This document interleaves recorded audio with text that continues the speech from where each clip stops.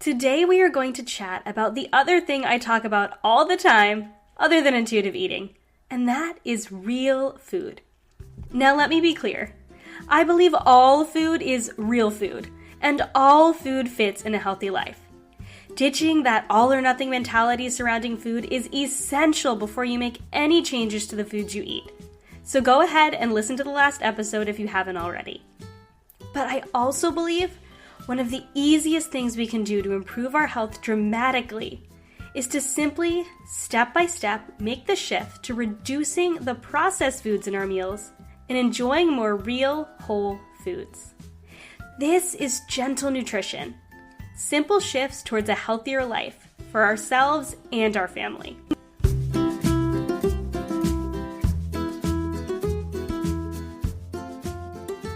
I'm Kristin Dovbniak, holistic nutritionist and mama of two, and this is the Healthy Balanced Mama podcast, a podcast about ditching the diet dogma, embracing intuitive eating, real food, and living healthy, happy, and whole.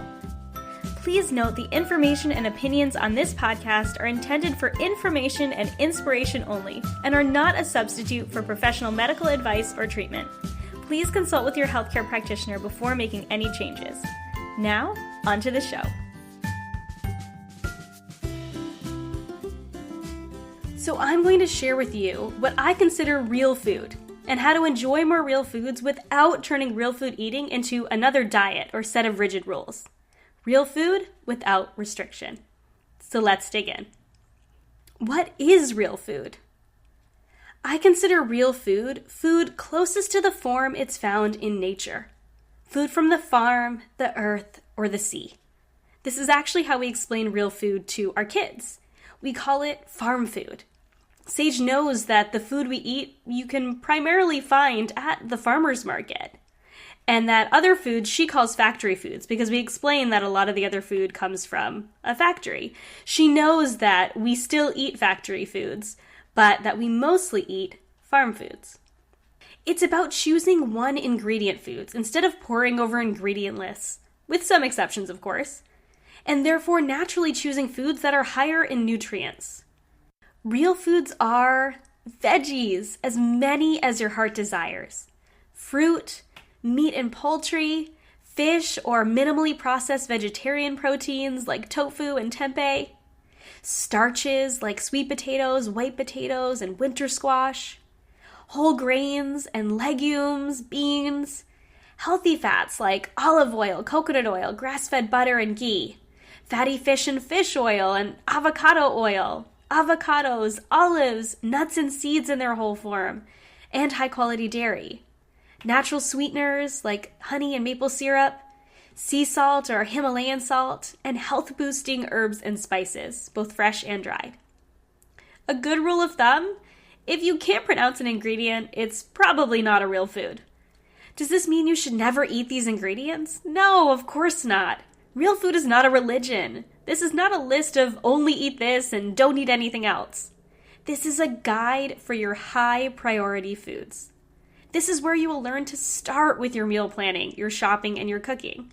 To be confident you are nourishing your body and your family while still enjoying foods that aren't on this list. I believe there is space for all types of food in a healthy lifestyle. I like to think of real food eating as a slow transition to choosing foods that nourish your body and allowing for guilt-free enjoyment of foods that might just nourish your taste buds. So why do we want to eat more real food? Because real foods are the foods we were intended to eat. It is really easy to get caught up in the dogma of fad diets. Diets that entice you with cure-all foods and superfoods, and diets that promise lasting health, glowing skin, and six-pack abs if you only cut out 90% of the food you're eating now. But our bodies weren't meant to survive on only a few foods, on energy bars, skim milk, and sugar-free substitutes. There's a reason we lose our energy when we're dieting. Our body isn't meant to process chemicals, it's meant to process food. Real food goes hand in hand with traditional foods. Traditional foods are foods that were consumed throughout history before the modernization and industrialization of the food supply. A great book that outlines this in more detail is Nourishing Traditions by Sally Fallon Morell, and the traditional food philosophy forms the basis for my beliefs when it comes to nourishing nutrition. Foods that have been processed simply lack basic nutrients that are needed for optimal health, enzymes for digestion, antioxidants for protection against cell damage, and pre and probiotics for gut and immune health. Again, I need to stress this doesn't mean we should never eat these foods. But this is about front-loading our diets, our eating, with foods that include these things. Real foods are just naturally more nutrient-dense, providing our body with the building blocks it needs to stay healthy, energized, and vibrant, whether we're 10, 30, 50, or 100. Foods in their whole form, the way God created them, have nutrients intact that the body can recognize and assimilate easily, and they work synergistically together, providing us with energy and protecting us from disease. So fruit juice is a good example. Though fruit juice comes from a whole food, fruit, it has been processed, and this is very light processing. But this is why it's a good example. It's removed from the package it comes from in nature, and it's concentrated and often pasteurized, so it has a much different effect on the body, especially our blood sugar, than a whole piece of fruit, which is packed with fiber and enzymes to balance blood sugar and reduce the acidic effects on our bodies. Now, there's nothing inherently wrong with fruit juice and nothing bad about fruit juice. It's just something to get you thinking about why choosing the whole form of foods can be beneficial and our bodies react a little bit differently to it. So what real food eating does is get back to the basics. It reminds us of the foods our bodies were designed to eat, the foods our great-great-grandparents ate, and that nourish us from the inside out. So here's the big question. How do we begin to nourish our bodies with real food without turning it into a set of rigid rules? We do, as we always do, take it one step at a time. Step 1, make it homemade. Committing to making more meals at home is the best way to shift to eating more real food. Most of us don't live in a factory. And even if we're cooking with foods that might be more processed, we're still cooking. That is a huge step. So get cooking, mama. I know this can be easier said than done, which is why I love meal planning and doing some light meal prep as a way to simplify eating nourishing foods. We'll talk way more about this soon, but even just planning for 5 meals a week, just knowing what you're going to have, can make a huge difference in simplifying nourishing yourself on a daily basis. Step 2. Choose one ingredient foods. When you're grocery shopping, begin with foods that only have one ingredient. This doesn't mean poring over ingredient lists. It's starting by choosing the foods that you know only have one ingredient. Vegetables, fruits, nuts, seeds, meat, fish, whole grains, much of the dairy section. Most of the processing is left out when foods only have one ingredient. This isn't an only shop the perimeter of the store, which is general good advice, and I do give that to my clients.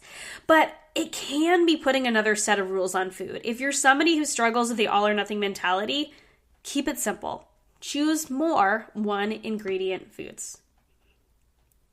Step 3, shop from the farm. This is one of my favorite ways to get kids excited about real food.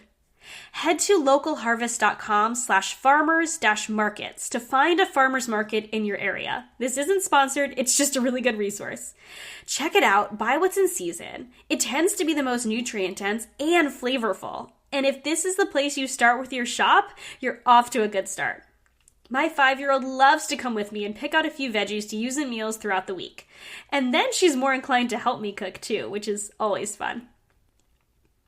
Another option is to consider buying a box of frozen meat from a local farm or join a CSA, that stands for Community Supported Agriculture, and support the local economy while nourishing your body at the same time. CSAs often work where you have a pickup location and you go and pick up a box of produce every week during the harvest season, and they either select it for you or sometimes they work where you can select your vegetables every week, but they're all fresh, nourishing, local foods. My favorite book on farm-to-table food is Animal Vegetable Miracle by author Barbara Kingsolver, I think is how you say it. It's awesome and I highly recommend it. It'll definitely get you to the farmer's market. Local Harvest is also has a CSA directory at localharvest.org/CSA. So you can go there and see if there's a CSA in your area. For most of us in the US and Canada, there's one at least somewhat local. And I will put all of these links in the show notes. Step 4. Take it one meal at a time. Consider, what meal do you feel like you rely on convenience foods at more often than others? And listen, this can be totally fine if you feel good eating this way. If you're not feeling good, that's a great sign it's time to make a change, and that's where I'd recommend starting. Consider what meals you struggle with and end up at the drive-thru or calling for takeout. You might be able to prep an ingredient or two ahead of time to simplify life and choose a less processed option.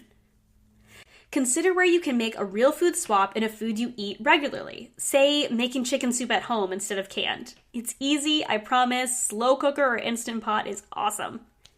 Or choose real food crackers. You might have to experiment to find which ones you love just the same. A few of my favorite brands are Jovial Foods, Simple Mills, Mary's Crackers, Lundberg Farms. Find something else to make the switch instead if you really love the processed cracker and you're not ready for that yet. That's okay. This is a balance and it's different for you as it is for me. Just think, what simple switch can you make to choose less processed foods? And take it one meal, one snack, one bite at a time. Finally, step 5. Don't stress about it. I can't stress this enough. It's not a set of defined rules, it's a shift towards enjoying more foods that are nutrient-dense, good for your family, your body, the environment, the local economy. And I promise the more you switch to real foods, the more you will feel it and the more you will desire to eat more real foods.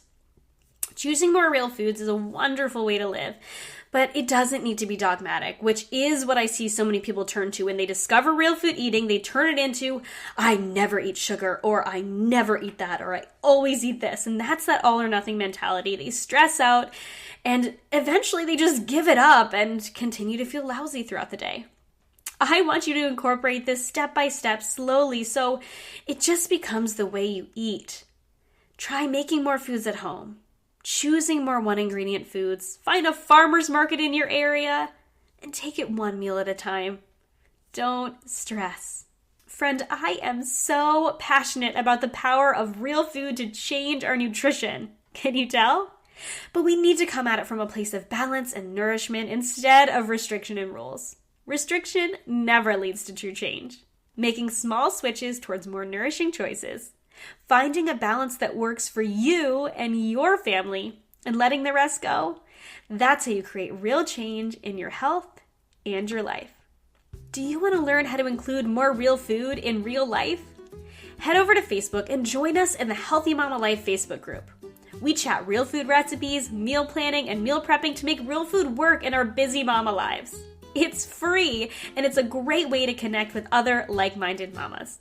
Facebook.com/groups/HealthyMamaLife. Thank you so much for tuning in. If you have questions for me or questions you want to be answered on the podcast, please email Chris, that's Kris, at healthymamachris.com. For show notes, real food recipes, and more, visit healthymamachris.com. And as always, if you liked this podcast, please hit the subscribe button so you'll see every episode. And if you loved it, go ahead and give it a review for me. Every subscribe and every 5-star review helps this podcast be seen and heard by more women that need it. My hope is that you feel healthy, happy, and whole. Have a beautiful day.